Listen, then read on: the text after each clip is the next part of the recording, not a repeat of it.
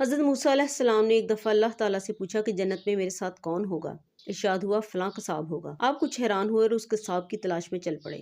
वहाँ देखा तो एक कसाब अपनी दुकान में गोश्त बेचने में मसरूफ था। अपना कारोबार खत्म करके उसने गोश्त का एक टुकड़ा कपड़े में लपेटा और घर की तरफ रवाना हो गया। हज़रत मूसा अलैहिस्सलाम ने उस कसाई के घर के बारे में कुछ मजीद जानने के लिए बतौर मेहमान घर चलने की इजाज़त चाही। घर पहुंचकर कसाई ने गोश्त पकाया और फिर रोटी पकाकर उसके टुकड़े शोरबे में नरम किए और दूसरे कमरे में चला गया जहां एक नहायत कमजोर बुढ़िया पलंग पर लेटी हुई थी। कसाब ने बमुश्किल उसे सहारा देकर उठाया और एक एक लुकमा उसके मुंह में देता रहा। जब उसने खाना तमाम किया तो बुढ़िया का मुंह साफ किया। बुढ़िया ने कसाब के कान में कुछ कहा जिसे सुनकर कसाई मुस्कुराया और बुढ़िया को वापस लटाकर बाहर आ गया। हजरत मूसा अलैहिस्सलाम जो ये सब कुछ देख रहे थे, आपने कसाब से पूछा कि यह औरत कौन है और उसने तेरे कान में क्या कहा था। कसाब बोला, अजनबी, ये औरत मेरी माँ है। घर पर आने के बाद मैं सबसे पहले उसके काम करता हूँ।